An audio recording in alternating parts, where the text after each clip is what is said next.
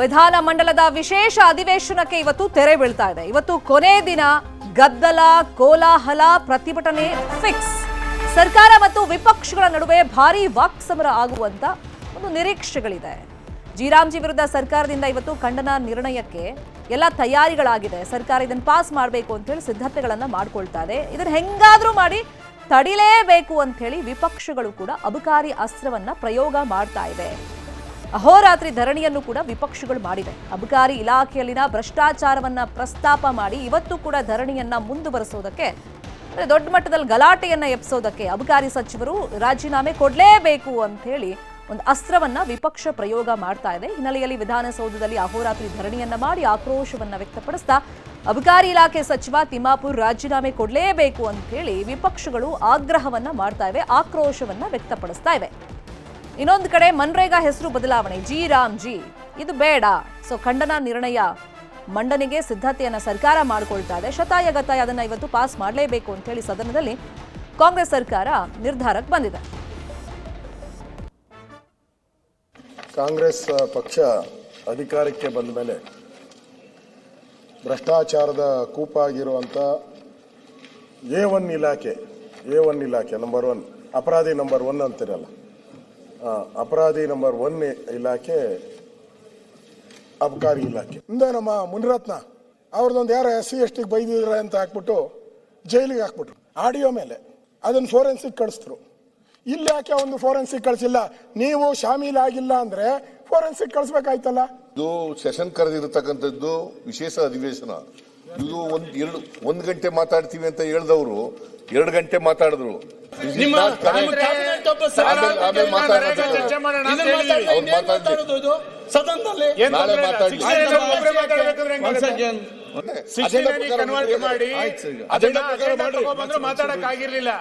ವಿರೋಧ ಮಾಡಬೇಕು ಅಂತ ಫಿಕ್ಸ್ ಮಾಡ್ಕೊಂಡ್ಬಿಟ್ಟಿದ್ದಾರೆ. ಮೇಲ್ಗಡೆ ಅವರೆಲ್ಲ ನೋಡ್ತಾ ಇದ್ದಾರೆ. ಮೇಲ್ಗಡೆ ಅವ್ರನ್ನ ತೃಪ್ತಿ ಮಾಡಕ್ಕೋಸ್ಕರವಾಗಿ ಈ ತರ ಎಲ್ಲ ಅಡ್ಡಿಪಡಿಸ್ತಕ್ಕಂಥದ್ದು ಇದೆಯಲ್ಲ, ಇವ್ರನ್ನೆಲ್ಲ ಹೊರಗಾಕ್ಬಿಟ್ಟು ಮಾಡ್ಬೇಕಾಗುತ್ತೆ ನಾವು. ಇನ್ನು ಅಬಕಾರಿ ಇಲಾಖೆಯಲ್ಲಿನ ಭ್ರಷ್ಟಾಚಾರ ಪ್ರಕರಣವನ್ನ ಗಂಭೀರವಾಗಿ ಪರಿಗಣಿಸಬೇಕು, ಸಚಿವ ತಿಮ್ಮಾಪುರ್ ರಾಜೀನಾಮೆ ಕೊಡಬೇಕು ಅಂತ ಹೇಳಿ ಆಗ್ರಹ ಮಾಡಿ ವಿಧಾನಸೌಧದಲ್ಲಿ ಅಹೋರಾತ್ರಿ ಧರಣಿಯನ್ನ ಬಿಜೆಪಿಯವರು ಮಾಡ್ತಾ ಇದ್ದಾರೆ. ವಿಧಾನಸೌಧದಲ್ಲಿ ಭಜನೆ ಮಾಡಿ, ಅಲ್ಲೇ ಊಟ ನಿದ್ದೆ ಮಾಡಿ ಪ್ರೊಟೆಸ್ಟ್ ಅನ್ನ ಮಾಡ್ತಾ ಇದೆ ವಿಪಕ್ಷ.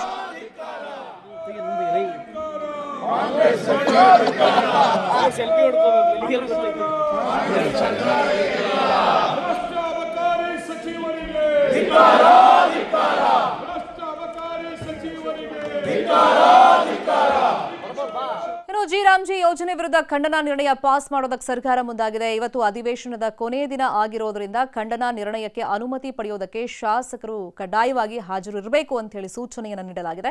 ಆದರೆ ತಿಮ್ಮಾಪುರ್ ರಾಜೀನಾಮೆಗೆ ಆಗ್ರಹಿಸಿ ಬಿಜೆಪಿ ಪ್ರತಿಭಟನೆಯನ್ನ ಮಾಡ್ತಾ ಇದೆ. ಆಡಳಿತ ವಿಪಕ್ಷಗಳ ನಡುವೆ ವಾಕ್ಸಮರ ಜೋರಾಗಿ ನಡೀತಾ ಇದೆ.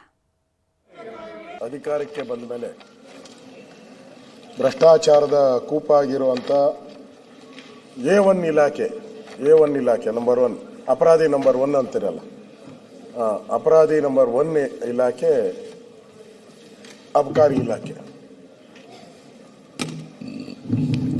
ಇಲ್ಲಿ ಮಂತ್ಲಿ ವೈನ್ ಸ್ಟೋರ್ಗೆ ಫಿಕ್ಸ್ 1,000 ಕೋಟಿಗಿಂತ ಹೆಚ್ಚು ಭ್ರಷ್ಟಾಚಾರವನ್ನು ಪ್ರತಿ ವರ್ಷನೂ ಆಗ್ತಿರುವಂಥದ್ದಿದೆ.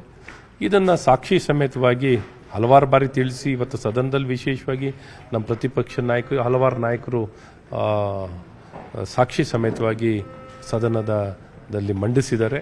ಆದರೂ ಸಹ ಇವತ್ತೆಲ್ಲ ಒಂದು ಕಡೆ ಸರ್ಕಾರ ಇದಕ್ಕೆ ಮಣಿಯದೆ ಅಬಕಾರಿ ಸಚಿವರನ್ನ ವಜಾಗೊಳಿಸದೆ ಈ ಬಂಡತನವನ್ನು ಎದ್ದು ತೋರಿಸ್ತಿರುವಂಥದ್ದಿದೆ. ಹಾಗಾಗಿ ಇದಕ್ಕೆ ಅವರ ರಾಜೀನಾಮೆ ಆಗಬೇಕು ಅಥವಾ ಅವ್ರನ್ನ ವಜಾಗೊಳಿಸಬೇಕು ಅಂತ. ಕರಪ್ಷನ್ನು ಕಲೆಕ್ಷನ್ನು ನಮ್ಮ ಅಡ್ಮಿನಿಸ್ಟ್ರೇಷನ್ ಒಂದು ಭಾಗ ಅನ್ನೋದಂತ ಇವರು ಒಪ್ಕೊಂಡಿದ್ದಾರೆ. ಇದೇ ಮಂತ್ರಿಗಳು ಒಂದು TV ವಾಹಿನಿಯಲ್ಲಿ ಓಪನ್ ಆಗಿ ಹೇಳಿದ್ದಾರೆ, ಇದು ನನ್ನ ಡಿಪಾರ್ಟ್ಮೆಂಟಲ್ಲಿ ಮಾತ್ರ ಅಲ್ಲ, ಬೇರೆ ಡಿಪಾರ್ಟ್ಮೆಂಟಲ್ಲಿ ಈ ರೀತಿಯ ಕರಪ್ಷನ್ ಆಗ್ತದೆ ಅನ್ನುವಂಥದ್ದನ್ನು ಓಪನ್ ಆಗಿ ಹೇಳಿದ್ದಾರೆ. ಪಬ್ಲಿಕ್ ಡೊಮೇನಲ್ಲಿ ಅದು ಇದೆ. ಆದರೂ ಸಹ ಇವರು ಒಳಗೆ ಏನೋ ಒಂದು ಸಾಚಾ ರೀತಿಯಲ್ಲಿ ಇವತ್ತು ಮಾತಾಡ್ತಾ ಇದ್ರು. ಇವರಿವರ ಡಿಪಾರ್ಟ್ಮೆಂಟಲ್ಲಿ ಈ ರೀತಿಯ ಭ್ರಷ್ಟಾಚಾರ ಆಗ್ತಾ ಇದೆ. ಆದರೂ ಸಹ ಇವರು ಅದ್ರ ಬಗ್ಗೆ ಯಾರು ಕೇರ ಅಂತ ಇಲ್ಲ. ಗೋಪಾಲಯ್ಯ ಅವರು ಇದ್ದಾಗ ಏನಾಯ್ತು, ಅವರಿದ್ದಾಗ ಸೆಲಿನಾ ಅನ್ನಕ್ಕಿನ ಲೋಕಾಯುಕ್ತರು ಕ್ಯಾಚ್ ಮಾಡ್ತಾರೆ. ಎಷ್ಟು ತಗೊಂಡು 5 ಲಕ್ಷ ಎಲ್ಲಿ ಕೊಡ್ತೀಯಾ? ನಾನು ಅಬಕಾರಿ ಮಂತ್ರಿ ಕೊಡ್ತೀನಿ. ರಾಜೀನಾಮೆ ಕೊಟ್ಟರೆ ಅಧ್ಯಕ್ಷರವರು ಶಶಿಕಲಾ ಜೊಲ್ಲೆ ಮೇಡಮ್ ಮೊಟ್ಟೆ ಹಗಲ್ನ ಎಷ್ಟು ಮಂದಿ ರಾಜೀನಾಮೆ ಕೊಟ್ರ ಅವ್ರನ್ನೇ ಕಿಟ್ಕೊಂಡಿದ್ರಿ. BC ಪಾಟೀಲ್ರು ಪ್ರತಿ ನೌಕರಿಂದ ಹಣ ವಸೂಲಿ ಅಂತೇಳಿ ಬತ್ತು ಪೇಪರ್ ಟಿ ಬತ್ತು ರಾಜೀನಾಮೆ ಕೊಡಿಸಿದ್ರ. ನಮ್ಮ ಇವ್ರ ಮೇಲೆ ಇರ್ತಿತ್ತು ಅಶೋಕ್, ನಮ್ಮ ವಿರೋಧ ಪಕ್ಷದ ನಾಯಕರು ಹಿರಿಯರಾದಂಥ ಅವರಲ್ಲಿ. ಅದೇ ವಿಚಾರವಾಗಿ ಇನ್ನಷ್ಟು ಡೀಟೇಲ್ ಆಗಿ ಇನ್ಫಾರ್ಮೇಶನ್ ಕೊಡ್ತಾ ಹೋಗೋದಕ್ಕೆ ನೇರ ಸಂಪರ್ಕದಲ್ಲಿ ಕನೆಕ್ಟ್ ಆಗಿದ್ದಾರೆ ನಮ್ಮ ಪೊಲಿಟಿಕಲ್ ಬ್ಯೂರೋ ರಿಪೋರ್ಟರ್ ಹೆಬಾಕ ತಿಮ್ಮೇಗೌಡರು. ತಿಮ್ಮೇಗೌಡ್ರೆ, ಒಂದ್ ಕಡೆ ರಾಮ್ಜಿ ವಿರುದ್ಧ ಅಂದ್ರೆ ಕೇಂದ್ರದ ವಿರುದ್ಧ ಖಂಡನಾ ನಿರ್ಣಯಕ್ಕೆ ಬಿಲ್ ಪಾಸ್ ಮಾಡುವಂತ ನಿಟ್ಟಿನಲ್ಲಿ ಸರ್ಕಾರದ ತಯಾರಿ, ಇವತ್ತು ಕೊನೆ ದಿನದ ಅಧಿವೇಶನ, ಹಂಗಾಗಿ ಇನ್ನೊಂದು ಕಡೆ ಇದನ್ನ ಹೆಂಗಾದ್ರೂ ಮಾಡಿ ಬ್ರೇಕ್ ಮಾಡಬೇಕು ಅಂತೇಳಿ ವಿಪಕ್ಷಗಳ ತಯಾರಿ ಹೆಂಗಿದೆ? ಯಾವ ರೀತಿ ಇದೆ ಅಂದ್ರೆ, ಈ ಒಂದು ಚರ್ಚೆಯನ್ನ ದಿಕ್ಕು ತಪ್ಪಿಸುವಂತ ಒಂದು ನಿಟ್ಟಲ್ಲಿ ಸರ್ಕಾರದ ವೈಫಲ್ಯಗಳನ್ನ ಎತ್ತಿಡಿಯೋದಕ್ಕೆ ರಾಜ್ಯ ಸರ್ಕಾರ ಏನು ವಿರೋಧ ಪಕ್ಷಗಳು ಮುಂದಾಗಿರ್ತಕ್ಕಂಥದ್ದು. JDS ಮತ್ತೆ ಬಿಜೆಪಿ ಜಂಟಿಯಾಗಿ ರಾಜ್ಯ ಸರ್ಕಾರದ ವಿರುದ್ಧ ಹೋರಾಟಕ್ಕಿಳಿದಿರ್ತಕ್ಕಂಥದ್ದು. ಸದನದ ಒಳಗೆ ಮತ್ತೆ ಹೊರಗೆ. ಸದನದ ಒಳಗೆ ಇವತ್ತು ರಾಜ್ಯ ಸರ್ಕಾರ VBG ರಾಮ್ಜಿ ಕಾಯ್ದೆಯನ್ನ ವಿರೋಧಿಸಿ ಖಂಡನಾ ನಿರ್ಣಯಕ್ಕೆ ಮುಂದಾಗಿರ್ತಕ್ಕಂಥದ್ದು. ಅಧಿವೇಶನದ ಕೊನೆಯ ದಿನವಾದ ಇಂದು ಉಭಯ ಸದನಗಳಲ್ಲಿ, ವಿಧಾನಸಭೆ ಮತ್ತು ವಿಧಾನ ಪರಿಷತ್ ಎರಡೂ ಸದನಗಳಲ್ಲೂ ಕೂಡ ಈ ಒಂದು ಕೇಂದ್ರ ಸರ್ಕಾರ ಜಾರಿಗೆ ತರಲು ಮುಂದಾಗಿರ್ತಕ್ಕಂಥ VBG ರಾಮ್ಜಿ ಕಾಯ್ದೆಯನ್ನ ಖಂಡಿಸ್ತೀವಿ, ಇದಕ್ಕೆ ನಮ್ಮ ವಿರೋಧವಿದೆ ಅನ್ನುವಂತ ಒಂದು ಖಂಡನಾ ನಿರ್ಣಯವನ್ನ ಪಾಸ್ ಮಾಡಬೇಕು. ಈ ಒಂದು ಖಂಡನಾ ನಿರ್ಣಯವನ್ನ ಪಾಸ್ ಮಾಡಬಾರದು, ಮತ್ತೊಂದು ಕಡೆಯಾಗಿ ಆ ಒಂದು ಚರ್ಚೆಯ ಸ್ವರೂಪ ಏನು ವ್ಯಾಪಕವಾಗಿ ಆಗಬಾರದು ಅನ್ನುವಂತ ಒಂದು ನಿಟ್ಟಲ್ಲಿ, ಅದಕ್ಕೆ ತಡೆಯೊಡ್ಡುವಂತ ನಿಟ್ಟಲ್ಲಿ, ಅದರ ಒಂದು ಚರ್ಚೆಯ ದಿಕ್ಕನ್ನ ದಾರಿ ತಪ್ಪಿಸುವಂತ ಒಂದು ನಿಟ್ಟಲ್ಲಿ ಇವತ್ತು ವಿರೋಧ ಪಕ್ಷಗಳು ತಡರಾತ್ರಿಯಿಂದಲೇ ಒಂದು ಅಸ್ತ್ರವನ್ನ ಪ್ರಯೋಗ ಮಾಡ್ತಾ ಇರ್ತಕ್ಕಂಥದ್ದು. ಏನು ಅಬಕಾರಿ ಅಸ್ತ್ರ ಪ್ರಯೋಗಕ್ಕೆ ಇದೀಗ ವಿರೋಧ ಪಕ್ಷಗಳು ಮುಂದಾಗಿರುವಂತದ್ದು. ಅಬಕಾರಿ ಇಲಾಖೆಯಲ್ಲಿ ನಡೆದಿದೆ ಎನ್ನಲಾದಂತ ಬಹುಕೋಟಿ ಹಗರಣಕ್ಕೆ ಸಂಬಂಧಪಟ್ಟಂತೆ ಅಬಕಾರಿ ಸಚಿವ RB ತಿಮ್ಮಾಪುರ್ ಅವರು ಕೂಡಲೇ ರಾಜೀನಾಮೆಯನ್ನು ಕೊಡಬೇಕು.